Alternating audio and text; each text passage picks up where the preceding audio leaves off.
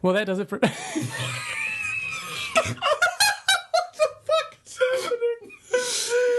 It's too late. Okay.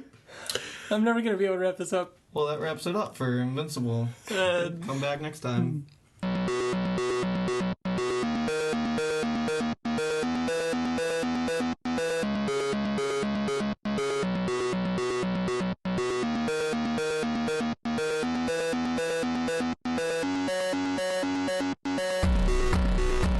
Hello and welcome to the Invincible Podcast, probably the best superhero podcast in the universe.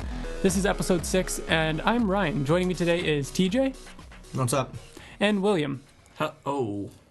Didn't like that? No, it's... No, I can be... To give a name. Would I be Timothy?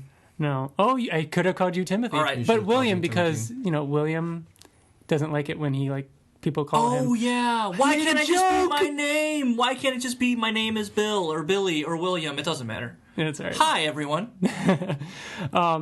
So this is a podcast where friends and I get to sit around and talk all things Invincible. Today, we're actually going to be going into issue 129, the newest issue that came out. But first, we're going to go over an email. Remember, you can email us at theinvinciblepodcast@gmail.com. Bill, do you want to read the email we got? Yeah, so this is from Jason. This is the first time I'm reading it as well. So it says, Hello, Invincible Podcast. As a longtime fan of Invincible and an avid listener of comic book podcasts, I'm thrilled to see a podcast dedicated to my favorite comic book. I wanted to write you guys to give my thoughts on your discussion of an Invincible adaptation, which we discussed in episode 2, I believe. Mm-hmm. I feel as though the only way that you could properly adapt Invincible is to create an animated TV show with seasoned superhero animators like Joaquim Dos Santos, I'm sorry if I butchered that, and or Lauren Montgomery as part of the crew with heavy involvement from Kirkman. The scale of the fights would cost way more money than a network would be willing to invest.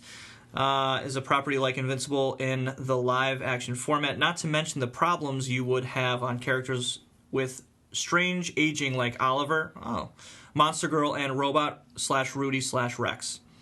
I feel that if you were to build a show as Superman meets Dragon Ball Z and air it late night on Cartoon Network, then the show could prove to be popular. Just my thoughts. Keep up the great work. Love, Jason. Oh, that's cute that he put love in there. He did not put love. He put love. He did not put love. So yeah, we did a whole podcast about Invincible in movie and then talked about it being on TV shows and kind of settled on it being great as like a Game of Thrones style HBO show. And we didn't even bring up the fact that it would be perfect as an animated or a lot easier to do as animated. Especially, I love the points Jason made on, Monster Girl or what else did he say? Oliver aging. We don't have to deal with the Carl Rex, situation because he was a kid. They went away, came back. And the quick aging and all that kind of stuff. That's so simple to think. Like it seems like the obvious answer. Especially with the Oliver thing, because the Carl situation on Walking Dead, Carl's my favorite character in the comic, and he's my least favorite character on the show, and I think that plays a big part in it, is that he's a lot older than what he should be. Yeah, like that was what was so impactful about him being young. Yeah, what I think of is Spawn, like on HBO. Did you guys watch the Spawn TV show? I don't know. Yeah. I don't think I knew that was a show. I knew it was a movie. Yeah, I didn't know that you watched it. Yeah. We've talked about how I've watched it Dude, before. it was fucking good. It was awesome. I was never a big Spawn fan. Oh, it's animated, right? Mm-hmm. Yeah. Oh, I forgot about that. I don't really remember much about it, but I watched it when it was on. But with my family being very religious, I wasn't really allowed to watch it, so I was kind of watching it like when I under could the get covers. Yeah, pretty much. I was just masturbating, I swear. I was watching Spawn. That and Gargoyles. I couldn't watch Gargoyles. Oh my god. Gargoyles, really? But yeah, but I could watch Freddy Krueger and all this other shit. That thinking about it as an animated show actually gets me more excited, because I was thinking, because he's right. Like, it would be hard to do, but not only that, but there isn't like an adult superhero cartoon. Like right now, Invincible as a Game of Thrones style show or a movie, it'd have to compete, and we talked about that. The competition out there right now, it wouldn't be able to compete. But there isn't really, I mean, other than anime. Like, anime is huge, and there's a ton of that out there. But is there really something like this out there? I think that's how it would make a splash. Like we were talking, how would it differentiate between, because it is such a familiar story in the beginning, and I feel like people would see it and be like, "Holy shit!" Like as a cartoon, and I don't totally agree with the late night Cartoon Network, like Adult Swim. I do agree with that, actually. I think I know where he's coming from, because if that's where all like the kind of weird stuff comes from. But would it gain major popularity from Adult Swim? Probably not. That's the problem, though. But not maybe that's fans wanting more for Invincible. But I mean, yes, I'd want it to stay, underground, and I want it to stay like, still small and true. But at the same time, like, there isn't anything to compete. There isn't an adult cartoon on AMC, on Fox. Like, there isn't. That doesn't exist. An animated cartoon that's not anime, it's just regular animated, it would have a lot more trouble being greenlit for a cartoon than it would be a Robert Kirkman HBO type of thing. I think that that's something that could actually happen. And I mean, again, this is just me being selfish, but I obviously want that more. Whether or not it would work, I think that the email, I think Jason brings up a lot of great points, and he's not wrong, but I want it to work. And I would almost gamble on the live action. If one of you were to bring it to me and say, greenlit this animated show or greenlight this live action, I would go with the live action. Really? Yeah. I'd be worried. Like, it's a gamble. It is, but and it's money. like all the things we brought up about how they're going to handle that. I feel like if you were to read Game of Thrones, you'd be like, how can they? Like, there's not enough money in the world to do that. And the people who read Game of Thrones don't like the TV show. Well, they don't like the changes they've made. A lot of the time. But from what I've heard, especially like from people that we know that have read the book, they say that the changes are minuscule. But when the changes are seldom, I should say, not minuscule, but they're seldom. But when they do seldomly make a change, it's something that they just hate. Yeah. Not to mention, I mean, they're obviously different from the books now that they're past the books, but which is weird. It's a weird thing to think about. I'm so glad that I don't read the books, because if I did, I'd be like... Well, George Railroad Martin said that... Railroad? Said that at this point, he's not even... I mean, what he's going to write isn't going to be the show. He's not matching it to the show now. He's writing his own thing, and he said things will be different. Did you read the letter that came out that he wrote? I don't think so. It was, he said he's pulling a Willy Wonka, and he's gonna, there's 5 golden tickets in 5 of his previous books that he wrote, and those 5 people are gonna submit something to the writing staff or something, and then they're gonna the winner's gonna take over the... Oh, really? The next, no, I didn't see that. book. Winds of Winter. No, I didn't see that. Did you guys ever see, or do you remember the Invincible animated show on MTV? I brought this up on a Reddit post, but the MTV, like, I don't know if it was MTV2 or what, did a late night like cartoon of Invincible, and it was because somebody on Reddit had mentioned, it would make a great animated series, and I said, remember this thing, and I linked it in the post, and it was basically, have you guys seen, years ago they were doing this. I remember they did it with Watchmen. It was called a motion comic. That's what it was. I do remember that, and they did it with Joss Whedon's Astonishing X-Men. That was awesome. Yeah, they did that for Invincible. I think they released the Invincible one. Yeah, they did, and it's kind of hard to find online right now because it was kind of like before. They're like, bury it.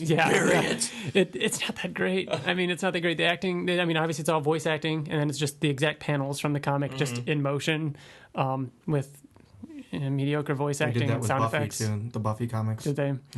Yeah, but it just made me think of that and how. I really think going back that it could work as an animated show, and now that I'm thinking about it on Cartoon Network, because they could always gain popularity and then come to a different network, or you know what I mean, then maybe get greenlit. And I was about to say, but what has done that before? But at the same time, exactly, there's nothing like this is, it's a way to make a like splash. I think that why Jason in the email is saying specifically Adult Swim is because that's really the only outlet that, if they wanted to go that route for how crazy this book can get, that's the only place that you'd be able to get that out there right now.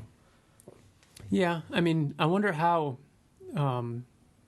lenient the You're not going to see this on networks one are. Saturday morning. Oh no, I know, but like AMC, you know how Once a week, one Saturday morning.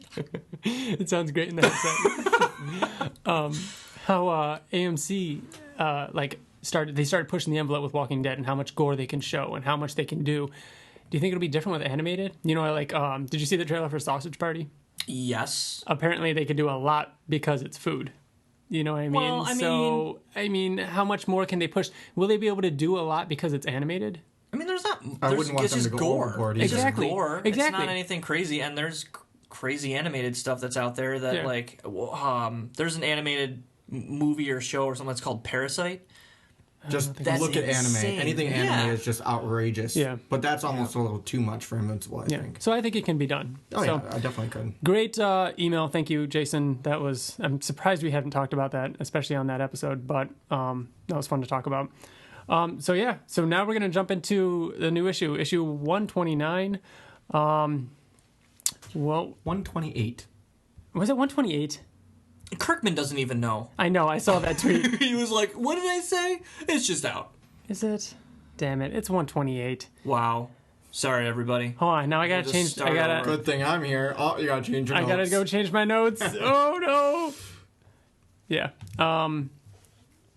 Issue 128. Earlier in the podcast, I said 128. You should have stopped, or 129. You should have stopped me then. No, he just I wanted wasn't to. He paying wanted you attention. to. I'm always going to get it wrong. I got it wrong last time we had a new issue discussion. So, So it starts off with page 1. an attack on the planet that Krull. I just had it, and then I went away to talk about the beginning. Krull. There's a Viltrumite attack right off in the beginning. Did either of you think that was Telescria? Yes, I Yeah, did. at the beginning I I did. did. Yes. I yeah, So did right I. off the bat, I was like, what the... And then Alan's sleeping, I'm like, what the fuck is going on right now? Yeah, I thought that was Telescria. I know looking back, I should have seen the hints otherwise because they're all the same aliens, on the ground talking. Oh, yeah. And the way he says, or the way she says, I worry that our place within the coalition of planets is putting us at more risk. So this is a different planet. We later learn that it's the planet Krull. And we find out that Thrag has started attacking coalitions, different planets within the coalition. And page 2 ends with him saying, we're going to go to our next target, and this will get their attention, So dot, dot. yeah, so now... He's going to Earth. And it's not going to be Telescria, it's going to be fucking Earth. Okay, now here's the thing. Well, I obviously. thought about this. He says, plans are underway for our next target. This will get their attention. Now, is he referring to what they're doing will get their attention, or is he referring to the next target will get their attention? Because the way I took it, and later when they're talking about, like, when during the sex scene with Alan and Talia, Talia says, oh, the attack on Krull has been all over the news. And then Alan says, when they get interrupted, he says, oh, maybe there's been another attack. This is the first attack. This attack on Krull was the first attack from, what this seems. So I'm thinking that this whole attack that they're doing, targeting planets, is the their way of getting the attention. So I don't know. I think it's going to be more about the target itself, because in what Thrag is saying, he said plans are underway for our next target in very bold, word next. bold print. Yeah. And I think that's when he says this will get their attention. Well, not to skip ahead to the end, but it ends showing Earth, but with it at Earth. Yeah, but I don't think that is the Viltrumites, but we'll get to that at the end. What? No, we'll get to that at the end. Viltrumites there. No, we'll get to that at the end. This attack on Krull in the beginning, I love the shot of all of the Viltrumites flying around in the background. And they had control of the planet in a matter of minutes. Exactly, which let's talk about. Remember how last time we were talking to maybe there's 12 of them or something, and I'm like, dude, so there's he pretty much hundreds, has an thousands of them. And then that's pretty much all we see of Thrag. That's the Thrag in this issue. And then we get picked up right where we left off with the conversation between Mark and Eve. What did you guys think of this? I thought it was okay. Yeah. I thought it was... I'll just say as a whole issue, I think it's tough coming off of such a major issue was what 127 was. So I felt like this entire issue kind of felt a little filler to me, and then this is kind of where that feeling begins. Is that we got the answer from Eve, and we got the answer, but we didn't get any details. Right. Because it is what it is. I agree. It is what it was. I know, but almost everything. Yeah, everything she says. But this was recent. Everything she says in this page, the page where she talks to Mark about it, ends with ... Like everything is a sentence that's not complete, and you want her to finish it as the reader. You want to know what happened because, all right, so we know his name's Kubian. She said that they weren't together very long. He didn't ... What? He didn't work out. He didn't, approve of something. He didn't survive. Like, we don't know what happened to Kubian. He didn't treat me well. Yeah, we don't know what happened. And that's that ellipsis at the end of that. We don't know what happened. And then he said, or then she said, it ended very recently, and I didn't want you to. Like, this was recent. It didn't last long. And his name's Kubian. That's pretty much all we know. But, I mean, I liked how Mark took it. I mean, that's pretty much what we expected. Of course, he says it's really okay. You don't feel like you have to apologize. He understands it was a long time.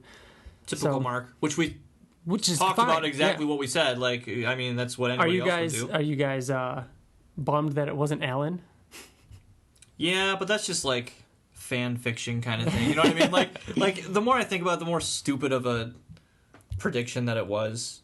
Because Kirkman's better than that, because it is, I don't know, but yeah. I'm glad it's not, Alan.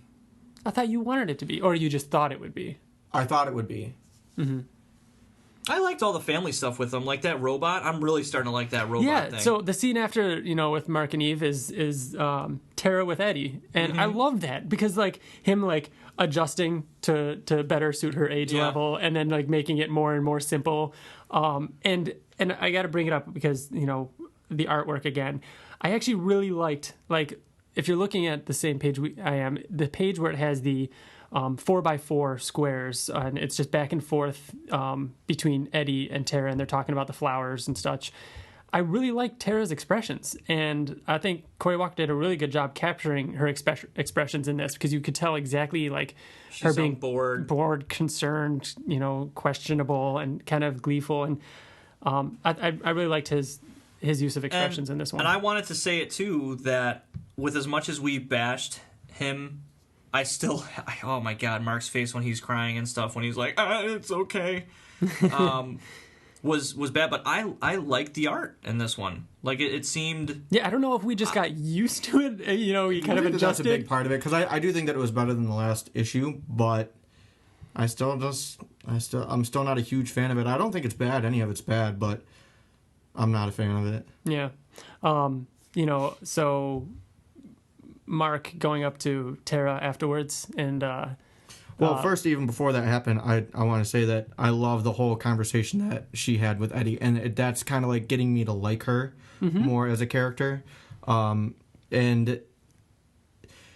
feel like the majority of this issue was kind of us getting to know her and giving us a realization that she really is a child. She's very young. Because we haven't gotten to read much of Kirkman's writing like this, and I'm going to read this real quick because I liked what Tara said, and it's a lot of what you're saying, TJ, and getting me to like Tara. But Mark goes up to Tara and she says, "Oh yeah, Eddie and me were picking flowers and he was talking boring, but he stopped. Did Mom show you the pond yet? There's a pond down the hill where we can catch larbs there. Have you eaten a larb before? Mommy makes really good larbs." Like run-on sentences. She's so cute. Yeah. Like she's so cute. And having kids, and anybody that has kids, like, does Kirkman have kids? He does. He has a son. You can tell. You know what I mean? Because he did Super Dinosaur. Oh yeah, that's right. He does Space Ace. The relationship between Mark and her so well. The way that he plays with her and talks to her, and just the way that she acts is just adorable. And I'm already in love with her. Like especially after this issue, and the conversation that she had, and the whole not so high, but I still want to fly. Like you're like, oh, which one is it? Yeah, you know and I mean? loved seeing Mark's Is it naivety? Naivete? I hate Naivety. naivety. No, I like it's how naivete. naive Mark is when he's like, "Oh yeah, we could fly there. Let's go," and he just jettisons. Dude, before he did it, I was like, "Whoa, dude, you shouldn't go high with a kid because if I like pick Riker up too high, like he freaks out." And See, but Mark doesn't know that because he Yeah. missed out on all of that. Riker is Bill's son. In case you didn't catch that. And then Look at her face. Wait, read that right here. It's Mark says, "Okay, we won't do it again. No more flying." And she says, "No, I want to fly, but stay down low." and the look on her face with her like pouty little face and stuff like She's that. like mad and kind of crying. yeah, I the artwork in this one was awesome. I actually did really like it. Nice job, Corey Walker. Sorry we said bad things before. And then right from that cute little father-daughter scene to like a full-on sex scene with Alan and Talia. Which With I was uncomfortable because she doesn't have nipples. I thought she was hot. And then, is this how they always have sex? it must be. We never got to see because every time it would be like, "Oh, this is a children's book after all," and it would just show the door. You know. Do you remember the scene where Nolan's sleeping on the couch? Yes, And and he's got like the cover over. Yeah. So it's funny because I mean this has been a running, story, I guess. Talia and Alan's sex life, and we actually see a little bit more of it this time. And Alan's head isn't in the game. But Literally. yeah, It doesn't look like it has to be. It doesn't. I It's- mean, she it's doesn't just even all have. She doesn't tentacle. have nipples. yeah. Well, that's. Does she have a it's vagina? I mean, is alien. that thing her vagina? That They big squid have thing? sex back to back, Yeah. or maybe that's just a freaky position. That's what I'm Yeah, saying. it's like That's how I kind of took it. Really, I don't know, because the tentacles kind of go back into her back, so I kind of think that's. But then again, they're long enough, I mean, so there's why gotta- not? I know there's got to they be are. multiple positions. That's just one. Yeah. Yeah. So, and then Alan gets the alert to head to the council because he's worried there might be another attack. So I guess we'll just skip ahead to the rest of the story with Alan. But he goes to the council. There's no one there. It was a fake. It was Representative Elia who Was a stupid bitch. who decided to ambush Alan. What do you think her voice sounds like? What do you? That's exactly what I thought. No! You gave me no choice, Alan! No!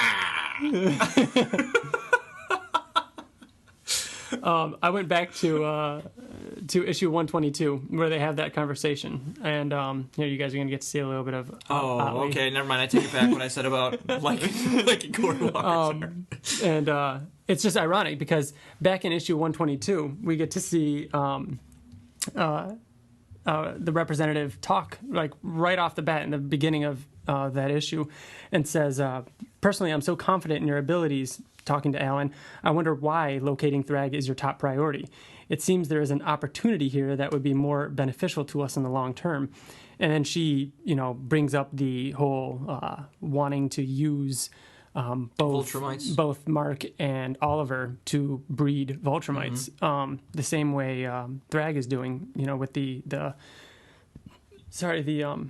what was the planet? The planet Mantia, in order to, produce more hybrid Voltrumites. And everybody freaks out and says, you're crazy. Alan says, I know what it was like on the Because he was born into that. the whole what are they called? Breeding? Breeding, product of a breeding program designed to prevent the extinction of my people. And he shuts her down, and she storms off and says, "This is outrageous. I won't allow this behavior to continue." But at the beginning of that conversation, she basically says, I have trust enough in you, Alan. I'm surprised finding Thrag is your number one priority. We should, build our own Voltrumite army. That should be our number one priority. And then right away, in the beginning of this, this current issue, the first thing she basically says over and over is how Alan has done nothing. So it's kind of interesting to show, like, in these 5 years, she's completely changed her mind. At first, Alan was, I have no Because doubt. it's been 5 years and, and he nothing hasn't has happened. and he hasn't done anything. Do you guys think that would have been a good plan?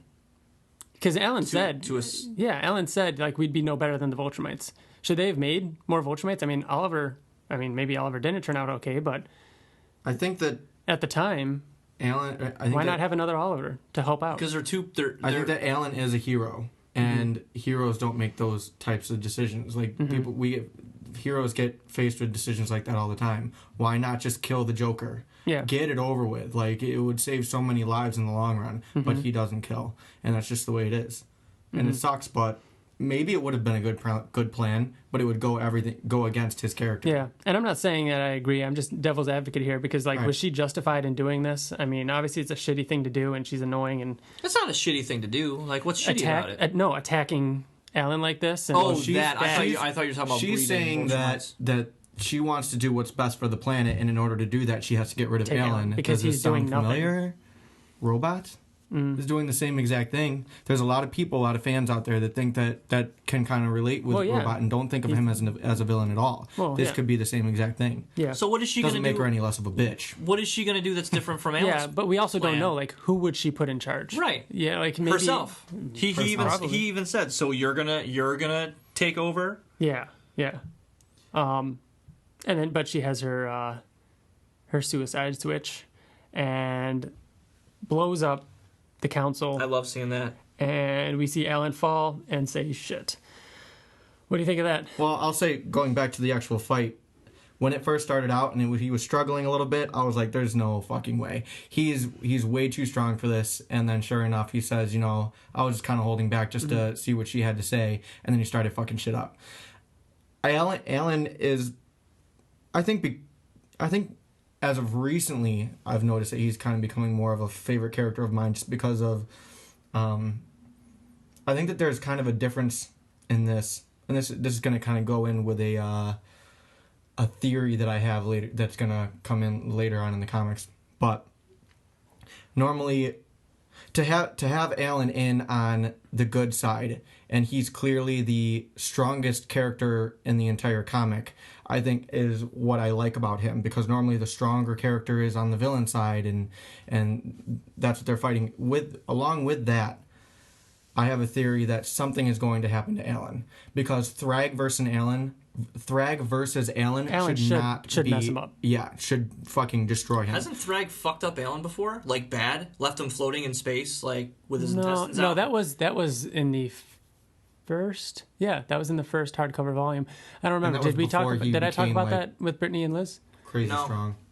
Oh, well, guess what? That's No, in it the was- second it's- one because yeah, I it's did. Not, yeah. It's not in the first hardcover. You're right. It is in the second one, which Liz and Brittany are reading right now, prepping for the next new reader.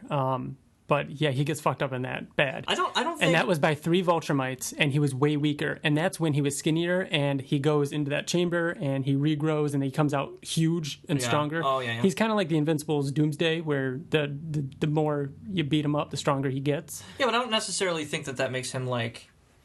I don't think that he would be able to beat Thrag. You don't think so? No, I I don't. think they've proven. I think that's the biggest part of his character right now is the fact that they continuously, every time they show a big fight between Alan, he has no issues at all. What was the fight? I'm off the top of my head where he's just getting punched in the And face he's by just somebody that was talking? like really strong. Was it Mark? Somebody was like fighting him, and he was just like talking the whole time. Yeah. if you It was recent, if you can too. pull it up in an email. I Send don't it know to what I'm us, thinking of. and we'll talk So, about it. email us or Twitter. But anyways, yeah.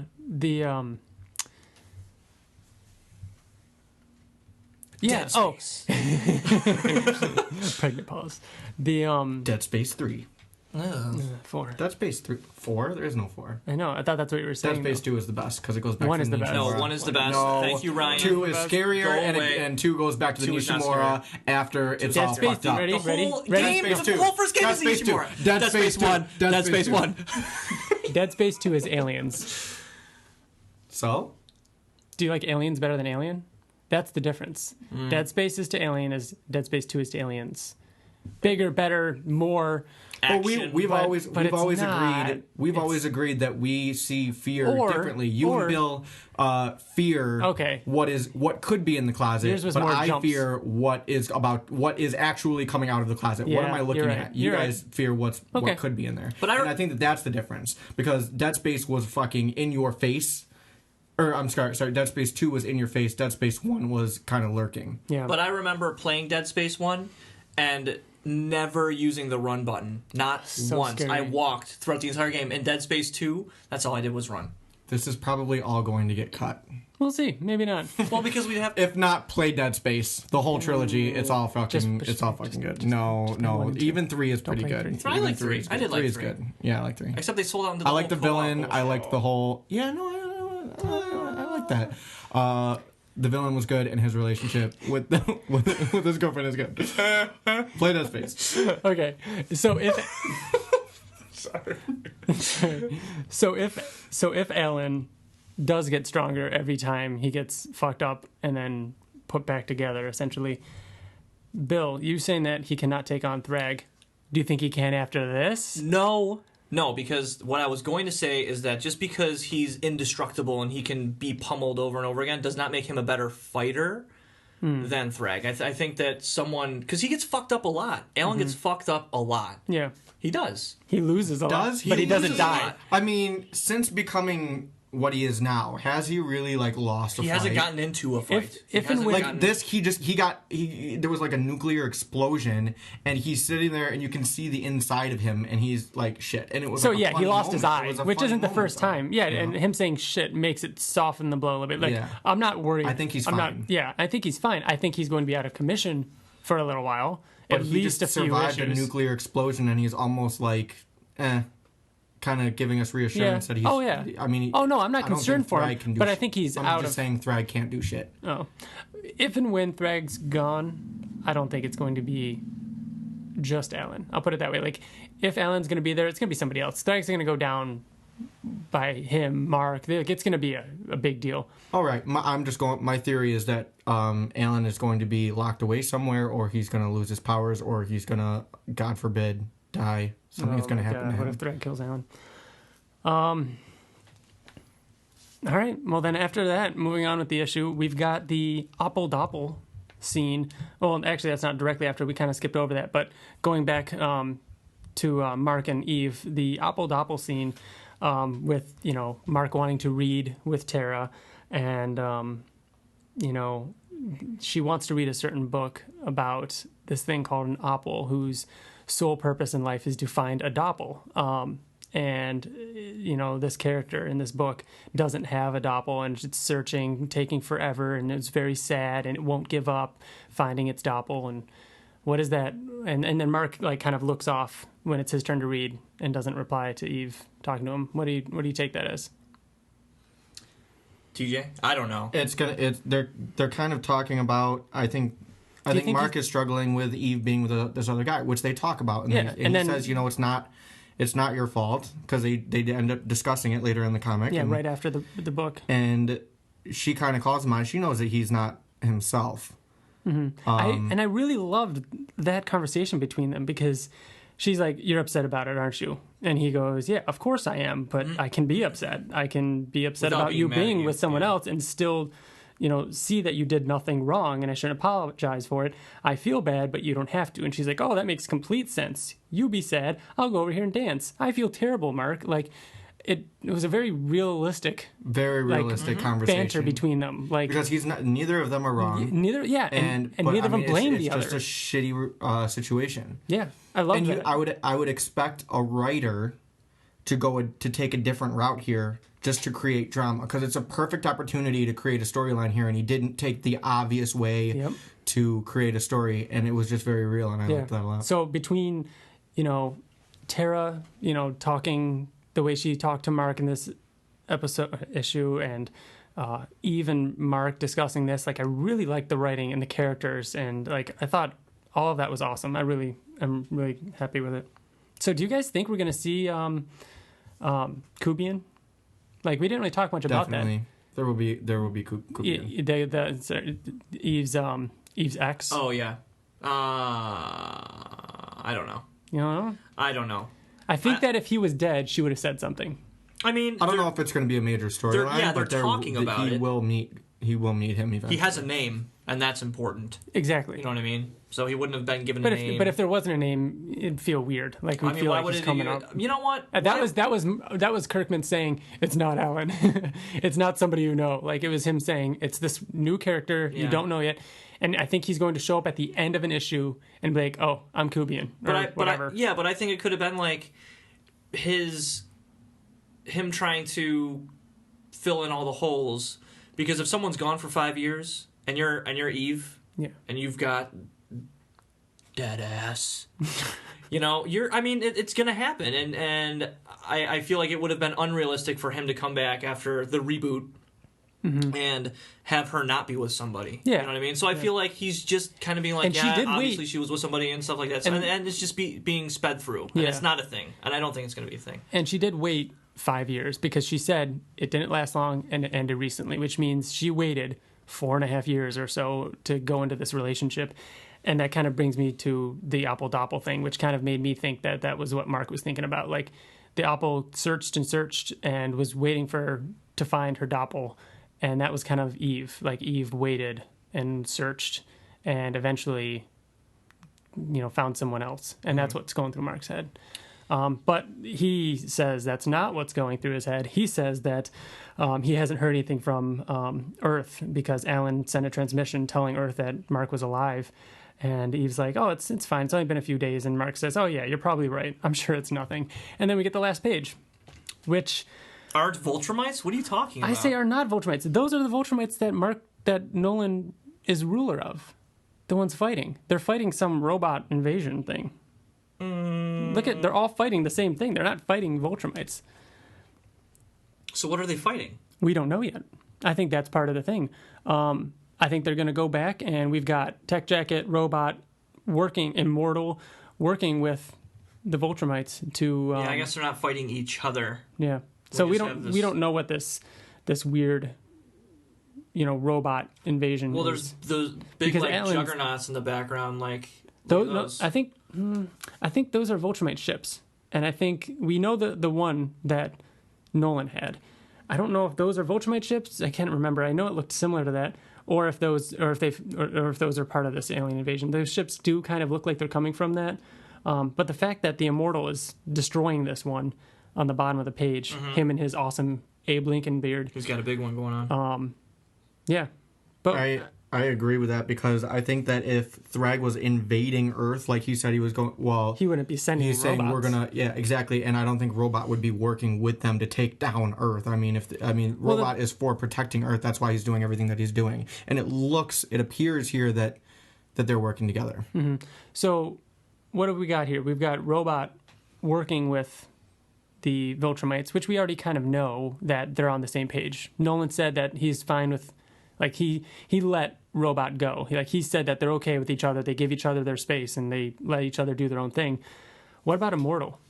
TJ, do you remember the end of the last thing we saw on Earth? Yeah. Did Immortal go with Robot at the end? He did, right? Yeah. It was Monster Girl and Best Tiger and Duplicate. He was the one that I believe he was the one that made the decision. It was Britt that made the decision. Yeah, Britt made the decision. I'm pretty sure Immortal stayed behind with Duplicate. You might be right. I might be getting them mixed up. Which means, we're looking it up right now, which means, okay, so what changed? Well, obviously there's a global issue going on.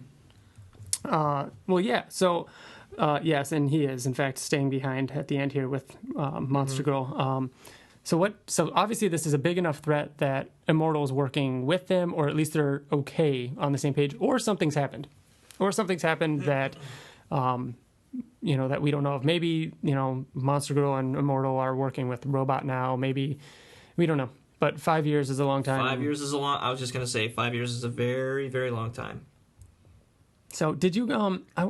I don't know if I like Nolan's eyes. He looks a little evil, infected. He looks weird. Can I say that I didn't even know if that was Nolan at first? I was like, who the fuck is this guy? Like, yeah, he looks weird. He looks complete. I like the gray in his beard and everything like that. He looks cool. And it's not. And this isn't a bash on artwork. This is it's been 5 years and he looks different. I think it's kind of a bash because honestly, I did not like this last page. I didn't either. You know what this looks? didn't- You know what I thought of when I got this page was, it looks like someone is holding a camera and says, "Hey Nolan, let's take a fucking awesome picture." And he turned around. He turns around and he's got And this look on they his face. snapped it like, too quick. Yeah, bitch. I just don't like. I looked at it and I'm like, I don't get it. Like robots off like halfway off the page. There's a bigger And- version of this page though. Well, then why not Well, show it? No, Like, not I- just that. I mean, it's cut off because it's meant to show the I think it chaos was- of this scene. Yeah. I mean, it's not about what robots doing. yeah, this is just showing I that don't there is a fight, there's conflict going There's just on. something that didn't. I can't put my finger on it. I just didn't really care for it for some reason. I don't think that this invasion is a big deal. I think it's meant to look like a big deal, but I don't know, because we know that at the end of the Penvincipil's letters column in the back of the issue that we get to see the cover for next issue and the the little description. And the description goes, Thrag is making moves, conquering more worlds as he rebuilds the Voltrum Empire, which makes me feel like the next place, that's what he's doing. We saw the first one in this issue, and he's going on to conquer more. This is the part of his thing and his plan. And it says, meanwhile, Mark, Eve, and Tara take a trip to Earth to visit Grandma and Grandpa. So they're going back to Earth. Next issue, we're going to see Earth. And so we're going to get more. And if it's We're going anything to see Mark on Earth. And if it's anything like this issue, I think we're going to get. I think we're getting answers relatively quickly. Within 2 issues, we know. One thing I'm worried about is we're not going to get any answers about Oliver for a little bit. I think that might be the overlying mystery that might go on. About for a him little working bit. with Thrag, you mean? Yeah. Like that cliffhanger thing? Yeah. I don't know. Because, I mean, the cover is an awesome, badass looking cover. But he's not on Earth. He's clearly, there's Oh, no. other aliens on the ground. That's just him taking over planets. But the cover is Thrag and his 2 kids, which it's such an awesome looking cover. And, I mean, showing Thrag on the cover, we're definitely going to see Thrag in the issue. So maybe it will show a little bit of Oliver, or it will just show him taking over another planet, and then we'll get to see some Mark on Earth. Any theories other than what I said about what do you think heroes are, or Debbie, anything? What if Debbie and Nolan had a kid? I think Mark would have known about it. You don't think that they He's have been any gone for kind 5 of... years. Oh, years. true. You don't think Eve would have told him that, though? I'm sure they have some form of communication. They haven't had a kid since Mark, though, so why would Maybe they... Eve hasn't been in touch with him. She's been in another relationship. I mean, maybe they've grown apart. It's 5 years. When I read that description, because I was excited about it, I'm like, oh, but you know what? They take a trip to Earth to visit Grandma and Grandpa. Like, I maybe they don't even get there. You think that You know it's what I going mean? to be Maybe on it's the like way? them just on their way, and then we see more shit with Thrag and probably Oliver. Like, the fact that we see Thrag on the cover of the next issue, I think that we are going to see Oliver. You think it's going to be heavy Thrag issue, whereas Yeah. this one was a little bit of Thrag and heavy Mark? I partly agree with that. I agree with the fact that it's going to be heavy Thrag. I think that they are going to get to Earth, but I think the majority of it is going to take place in the Nolan home. It's not going to be like all about Mark meeting up with Robot and meeting up with, his old friends. It's going to be very family based, and then it might end with, like, the last page might end with, like, him meeting Robot, or him and Robot face to face, or him face to face with another character. I'm a little curious of Anissa, too, the one that raped Mark. Because I know Kirkman said that he did that, as, something that would have consequences. And it did. Mark had a tough time dealing with it, and it showed up, especially with him having a baby girl, and it showed up as conflict while he was on Telescria and dealing with that and his relationship with Eve. But I wonder where she is, because she had a problem being with normal humans, and it's just an interesting thing. And I wonder if that's part of what he, part of that rape and what he did, in the long term. Like Nolan or Kirkman knew what he was doing. I mean, she said she's coming back to finish what she do started. yeah, Oh yeah, to do it again. So but that was 5 years ago. yeah, I want some. But I want think some. that. I don't know. I still think that I mean, obviously there's more to that, but And I love the... Wait, what were you going to say? I was gonna say, like, I want flashbacks, like just quick ones. Yeah. And I talk about this a lot. You know but what? I wouldn't... just like a page, like a page a year. How would you feel about a spin-off? A comic like Invincible Universe or Dude, something Kirkman, where it's if like... you want to make some money, if you want to, then that's a good idea. Right? Yeah, that's a really Even if good you put... idea. Or even if you put Walker on it. Leave Like Ottley Invincible at that. Earth or something like that. Ooh, Like yeah. the missing 5 years or something. Oh, just shit. Show what happened with Monster Girl. You know what? Okay, let's do this. Because it probably will never happen. But Kirkman's probably already written it. This is done. let's but have some fan fiction ideas. You guys send in some emails. What happened on Earth? What do you think happened? Of the missing 5 years, whatever. Come up with a cool title and like a summary of what it would be. Mm-hmm. That way you can fulfill my need. Yeah. So whether or not you get it, whether or not I get it, we'll get it from some people. We want to know. I want to know. Lots of sex Monster scenes. Girl. With Monster Girl, preferably. Oh, well, not just that, but yeah, yes.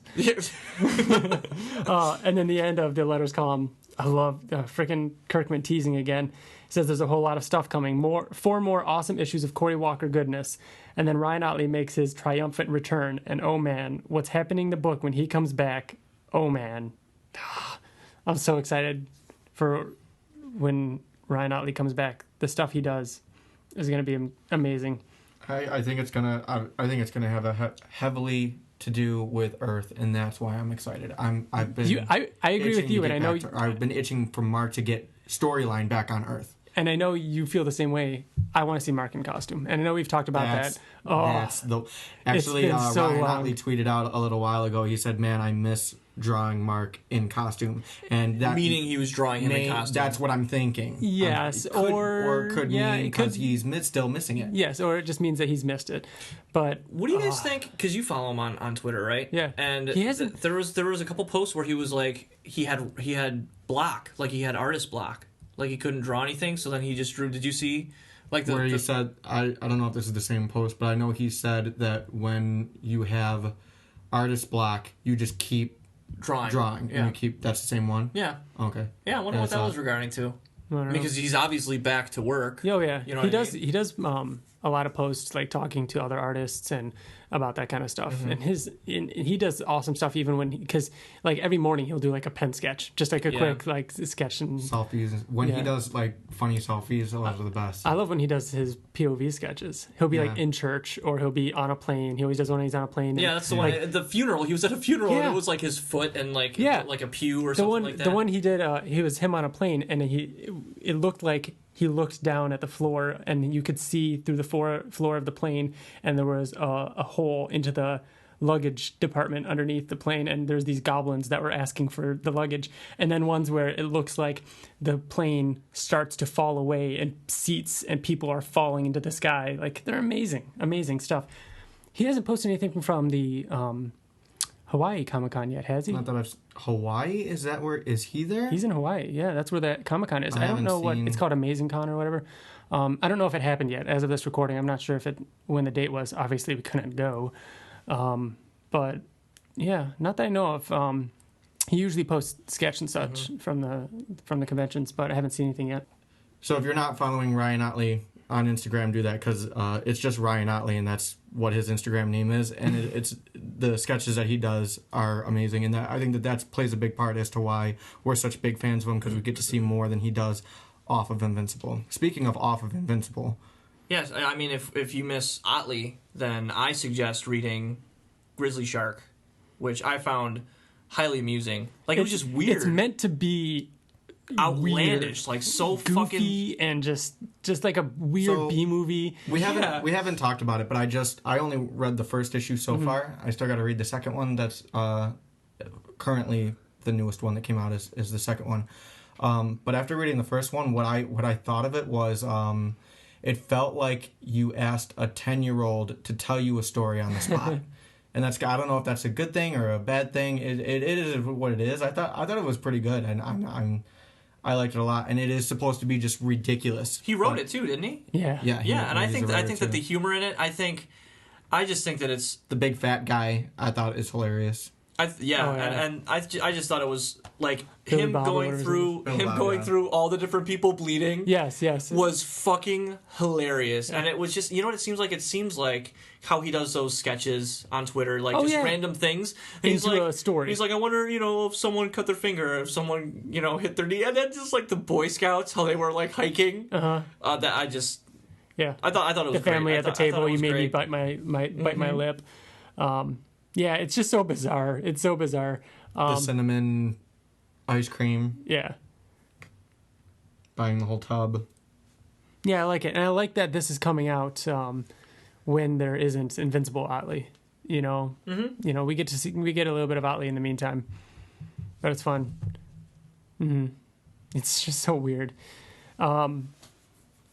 But speaking of, I guess, other projects, Bill, you watched, what was it, Outcast? Yeah. Well, it's coming out. It's out now when On this digital, comes out. yeah. When this, Well, when yeah, this when you hear will this be released, episode. but it's not out now in present time.